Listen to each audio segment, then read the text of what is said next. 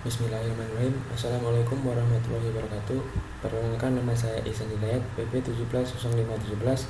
Di sini saya akan mempresentasikan hasil skripsi saya tentang perancangan sistem pendukung keputusan menentukan kualitas kedelai untuk bahan baku pembuatan tahu padi di Kabupaten Dharmasraya menggunakan metode web produk dengan bahasa pemrograman PHP dan database MySQL.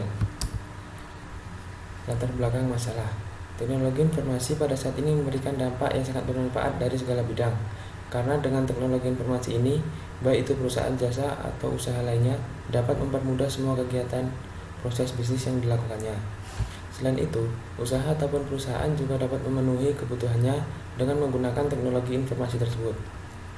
Di pabrik tahu padi adalah sebuah pabrik tahu yang bergerak pada bidang sumber pangan, yang mana pabrik ini berada di Dharmasraya, tepatnya di Kecamatan Sitiung, Blok B, Situng 1. Tahu merupakan salah satu produk makanan yang sangat populer di masyarakat. Sejak dulu, masyarakat terbiasa mengkonsumsi tahu sebagai lauk pauk pendamping nasi atau sebagai cemilan di kala waktu istirahat. Di pabrik tahu ini, kualitas sangatlah penting memenuhi kebutuhan protein harian para konsumennya. Penelitian ini diambil karena pemilik pabrik tahu padi yang mengalami permasalahan seperti urean sebelumnya. Permasalahan ini terjadi pada pemilihan bahan baku pembuatan tahu. Pemilihan kedelai yang sangatlah penting untuk mendapatkan tahu yang berkualitas.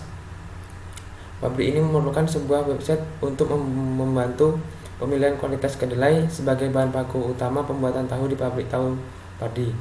Website tersebut akan berkaitan dengan sistem pendukung keputusan untuk membantu proses terkait pengambilan keputusan pada pemilihan kedelai.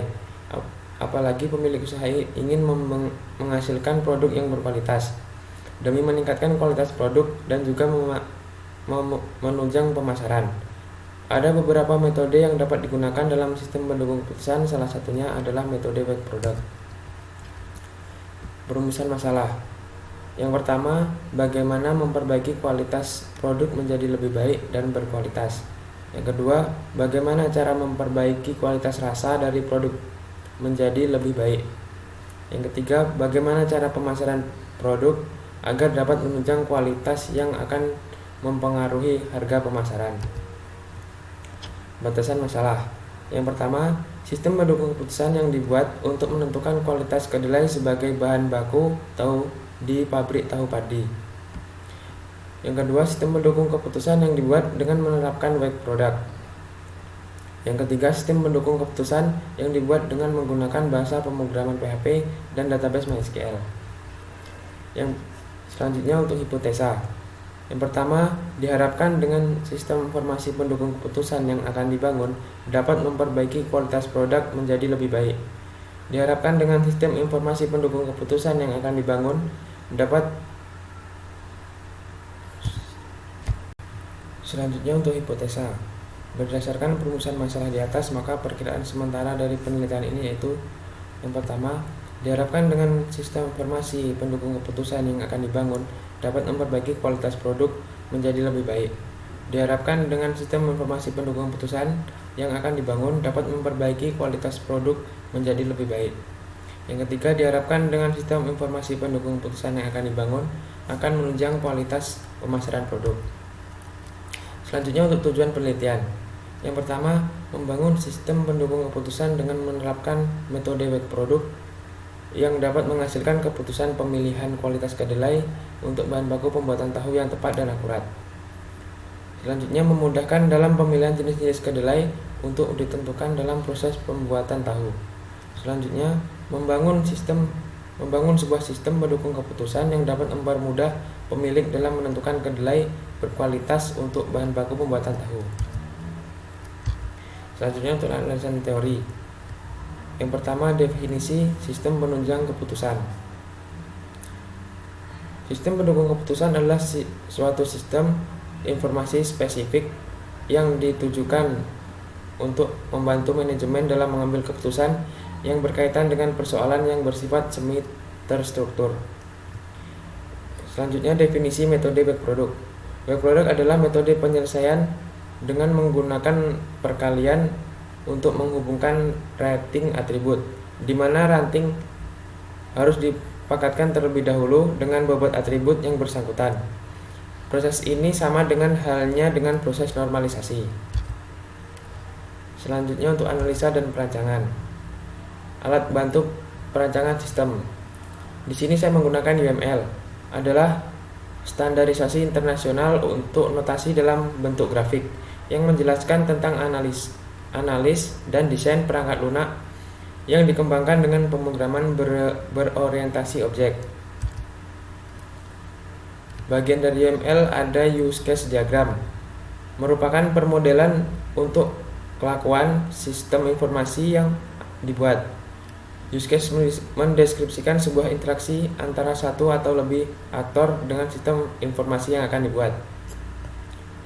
Di sini ada use case diagram dari website yang akan saya buat. Selanjutnya ada class diagram, merupakan gambaran struktur sistem dari segi pendefinisian kelas-kelas yang akan dibuat untuk membangun sistem. Kelas memiliki apa yang disebut atribut dan metode atau operasi. Atribut merupakan variabel-variabel yang dimiliki oleh suatu kelas. Sedangkan operasi atau metode adalah fungsi-fungsi yang dimiliki oleh satu kelas. Kelas-kelas yang ada pada struktur sistem harus dapat melakukan fungsi-fungsi sesuai dengan kebutuhan sistem. Selanjutnya ada sequence diagram, merupakan gambaran kelakuan objek pada use case dengan mendeskripsikan waktu hidup objek dan message yang dikirimkan dan diterima antar objek. Oleh karena itu, untuk menggambarkan diagram sequence, maka harus diketahui objek-objek yang terlibat dalam suatu use case beserta metode-metode yang dimiliki kelas yang diinstansi menjadi objek itu.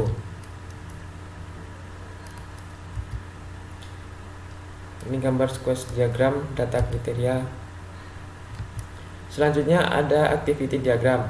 Activity diagram di sini menggambarkan workflow atau aliran kerja atau aktivitas dari sebuah sistem atau proses bisnis. Yang perlu diperhatikan di sini adalah bahwa diagram aktivitas menggambarkan aktivitas sistem, bukan apa yang dilakukan aktor. Jadi aktivitas yang dapat dilakukan oleh sistem.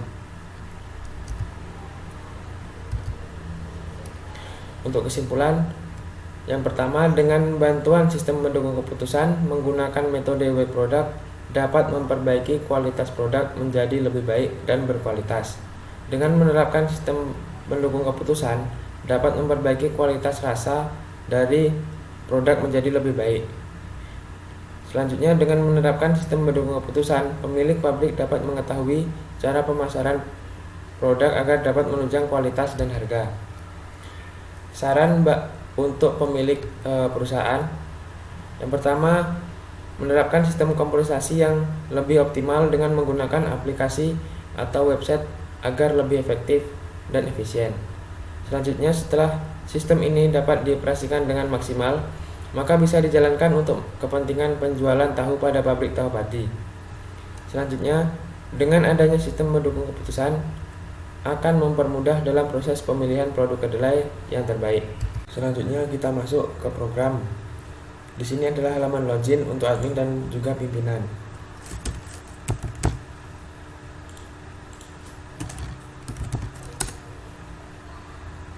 Kita sudah masuk ke dalam home dari program. Ini adalah gambar dari tampak dalam dari pabrik tahu padi tersebut. Kita bahas dari data alternatif. Di sini data alternatif ada 4 data. Yang pertama adalah kedelai bola biru, kedelai BW biru, kedelai bola coklat, dan kedelai fortune. Di sini ada tombol aksi untuk mengedit dan hapus. Jika ingin menambahkan data alternatif, bisa melalui tab yang sebelah sini. Kita tambah di sini misalkan. Selanjutnya untuk data kriteria. Di sini ada 6 kriteria untuk setiap data alternatif. Yang pertama ada harga, warna kulit biji, berat biji, kadar air, protein, dan lemak. Untuk bobot harga, di sini saya memberikan 0,2. Untuk warna kulit biji saya berikan 0,2 juga. Untuk berat biji 0,1, kadar air 0,1, protein 0,3, dan lemak 0,1. Atribut dari setiap bobot untuk harga itu cost, untuk warna kulit biji itu benefit, untuk berat biji itu benefit, untuk kadar air benefit, untuk protein benefit, dan lemak itu cost. Di sini juga ada tab aksi untuk edit dan hapus. Dan sini ada tab untuk tambah data kriteria. Selanjutnya kita masuk ke menu evaluasi atau untuk menu perhitungan. Di sini adalah hasil untuk perhitungan yang sebelumnya. Jika ingin menambahkan evaluasi, bisa menggunakan tab sebelah sini. Untuk harga, ada rentang harga di sini ada 200 sampai 300.000, 300 sampai 400.000, 400 sampai 500.000, dan lebih dari 500.000. Untuk warna kulit biji, di sini ada hitam, hijau, kuning kehijauan, dan kuning. Untuk berat biji, di sini ada lebih kecil dari 8 gram, 8 gram sampai 10 gram, 10 gram sampai 13 gram, dan lebih dari 13 gram. Untuk kadar air di sini dari di bawah 5%, 5% sampai 10%, 10 sampai 30%, 30 sampai 50%, dan lebih dari 50%. Untuk kadar lemak di sini di bawah 5%, 5% sampai 15%, 15 sampai 20%, 20 sampai 30%, dan lebih dari 30%. Kriteria ini dipilih sesuai dengan data alternatif atau kedelai yang akan ditentukan. Selanjutnya, proses perhitungan berjalan. Di sini akan tampil hasil dari perhitungan tersebut sesuai dengan kriteria yang telah dipilih sebelumnya. Jika ingin mencetak hasil, kita klik cetak hasil.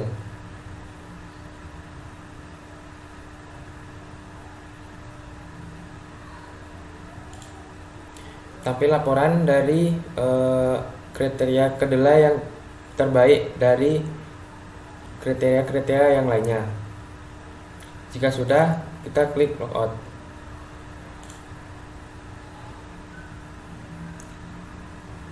Terima kasih.